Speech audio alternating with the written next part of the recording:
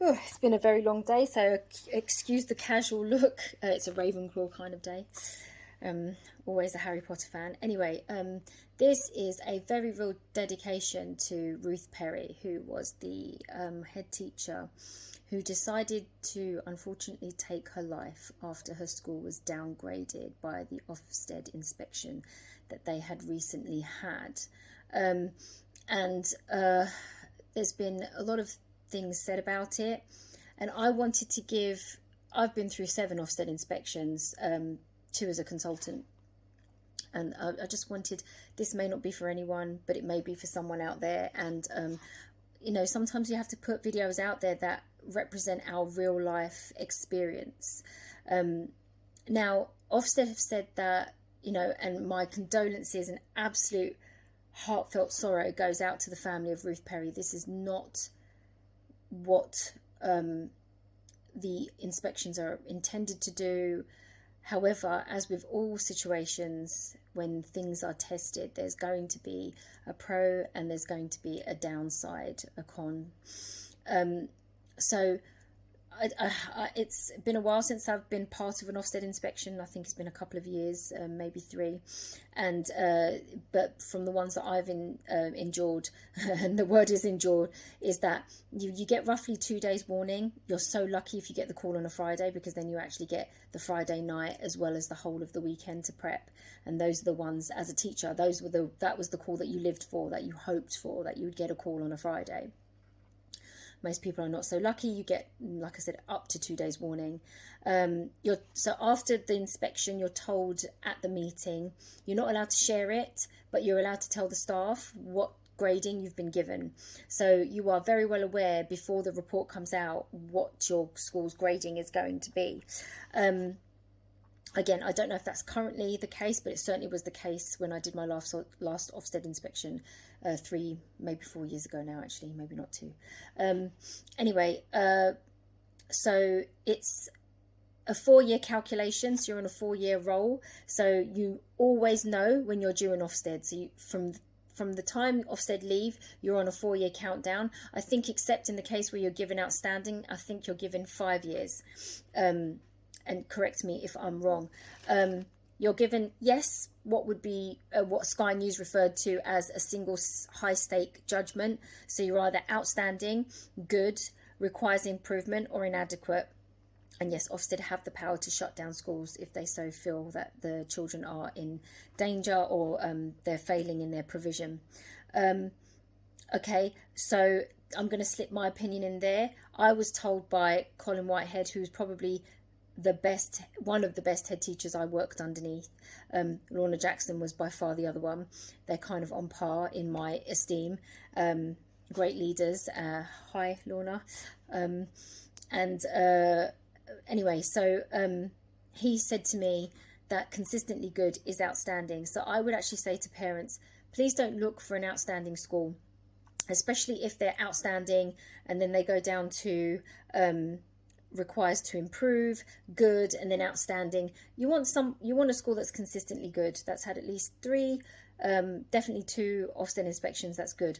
But I'm going to come to the hypocrisy of that in a minute.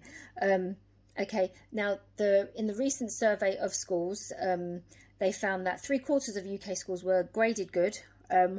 So that leaves us with a quarter that was left at requires to improve or inadequate, which is a far cry from what it used to be. So the stakes have definitely been raised. The quality and the quality first teaching and the approach to education has definitely improved. Because I have been in some horrors, I can tell you that, specifically private schools. And I'm not bad-mouthing faith schools, but I've been in quite a few Muslim faith schools, and what I saw was horrific. And I've been in academies, and again, what I saw was horrific. I've seen, basically what they're doing is they're to save money, because these academies and private schools, they are effectively businesses.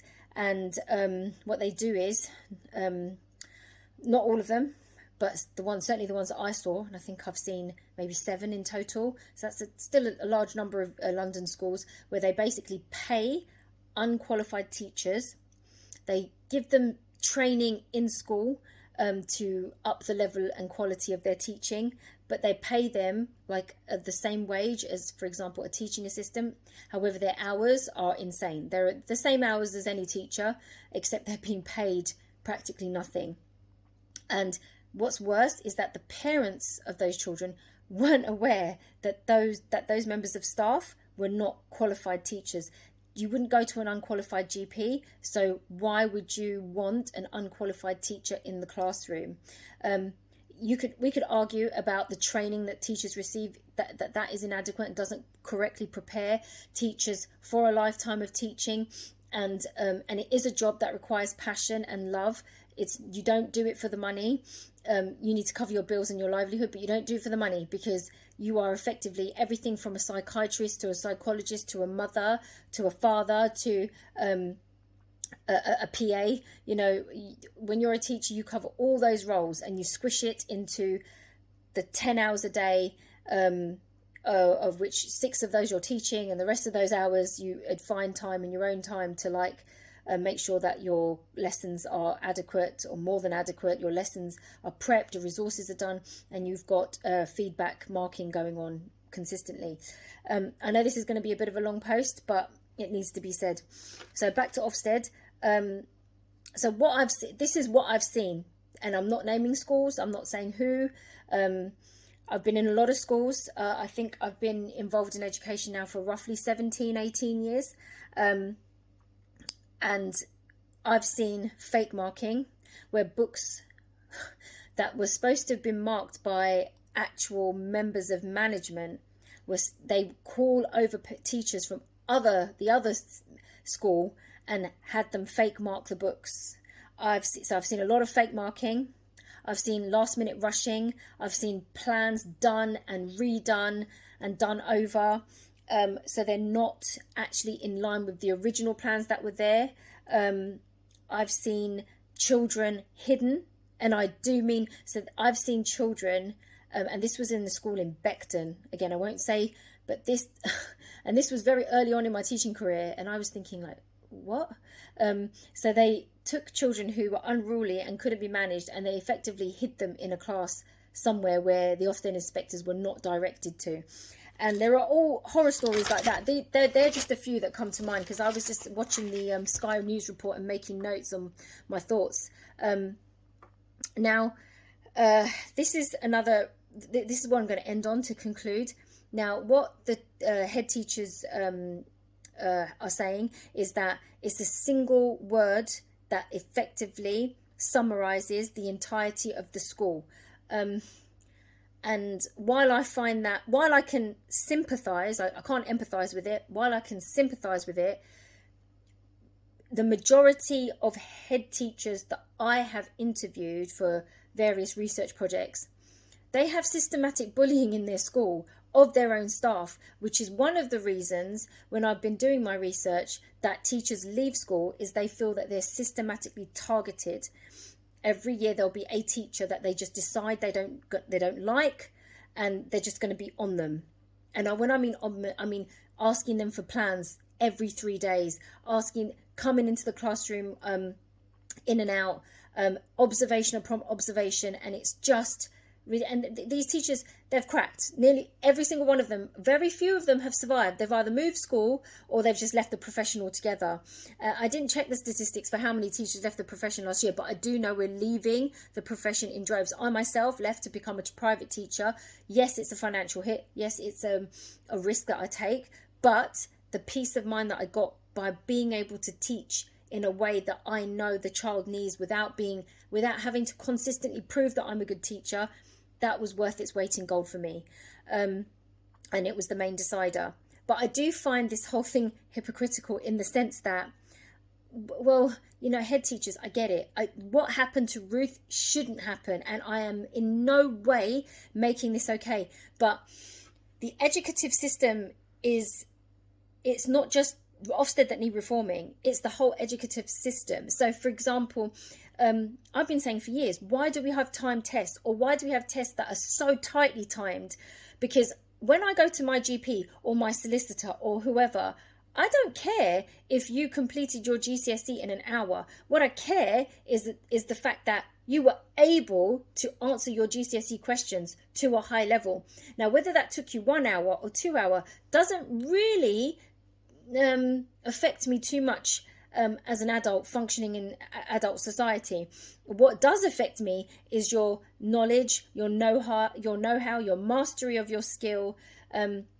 So I have a whole issue with timing, and I think it's not congruent to the neurodiversity society that's always been there, but is only now coming to light. So I think, listen up, guys. You're complaining about the same pressure that students are under generation after generation. So you don't have my sympathy there or my empathy, because they don't have a choice. Yes, you can bark about it, but parents and children, most of my children are homeschooled students that come to me, or students that are not fitting into the mainstream, shape of things. And I can see that these children are brilliant. They are brilliant. They are smart, but they just need that time to gather their thoughts and explain. They are no less intelligent, and in some cases they are gifted and talented. But when it comes to applying time, literally all the knowledge they have flies out the window, because the reptilian part of their brain, which is flight, fright, or freeze, makes them freeze. And so the information that they do have gets blocked. Well, I'm telling you now, there's one child that's come to me who is planning to be a farmer, and I would much rather go to her as a farmer than someone else working in the field who had to complete their GCSEs as an hour, because she has a level of humanity that I am so in awe of. And the other thing I want to make is, okay, so in one sense, I think Ofsted is needed, because where I have seen schools take the mick and really not do good by their children, those are the sorts of schools, and there are certain boroughs that are really not great at organising their schooling, and academies, sorry, that haven't made things better. But what I was trying to say is that you are pooling kids, which is not fair on greater society. Now, yes, you could say I'm a hypocrite, because my own daughter went for the 11 plus, and one of my students got a full paid scholarship to Bancroft, and I am happy for them. They should be afforded those opportunities for sure. But can you not see how we're pooling all of the academically gifted children into one area, and pooling what are they considered less? The artistic children in one area, the creative children in one area, the muscle intelligent in children in one area. I just don't think that's fair. I think the level of education that is given to 11 plus children, the extra tuition, the extra this, the extra that, should be afforded to all children, because then all children will effectively be 11 plus children. Then we won't have this hierarchy of schools and the scramble to get into schools. And that's another thing. So where I I'm going off on a rant, but I am trying to bring it back down. Ofsted rates schools outstanding, blah blah blah. For me, that's a fallacy. It's completely false, because yes, your school might be outstanding. Yes, you get 6 choices to send your child to a secondary school or a primary school. You're more likely to get your first choice in primary, but not in secondary. So who cares if your school's outstanding if I can't get to you? Because you won't let me in, because I'm out of the catchment area. So it's a catchment lottery. So lucky for you, your child is in a catchment with an outstanding school. Great, they get an automatic place. But in my area, and I won't name what area that is, there's a particular school. Yes, it's improving, hands down to them. I've met most of the teachers and I think they're doing a fabulous job. But I had no choice but to send my son there, because all the other schools that I wanted him to go to, oh, he's out of catchment. Oh, the system basically just looks at your location. So you don't have a choice. So on the one hand, I'm thinking, no, it's good that Ofsted, go into schools and inspect. And then I saw one gentleman who's an ex-Ofsted inspector come on the TV on Sky News and say, parents need that single word, outstanding, required to improve, whatever, so they can know what the school is like that their child could potentially go to and therefore make an informed choice. No, we can't. We can't make an informed choice. Because why? Why? Because it's all based on catchment. So you can inform me that their school in the next neighborhood is outstanding, but I won't have access to it. And so, you have issues where behavioural children or children who are not looked after or who are on CP issues are pulled into one area, and all the children who are outstanding are pulled into another area. And it's just not fair. So the whole system needs looking at. Now, I don't know what the solution... I mean, I do have ideas of what the solution should be, but that's for another post.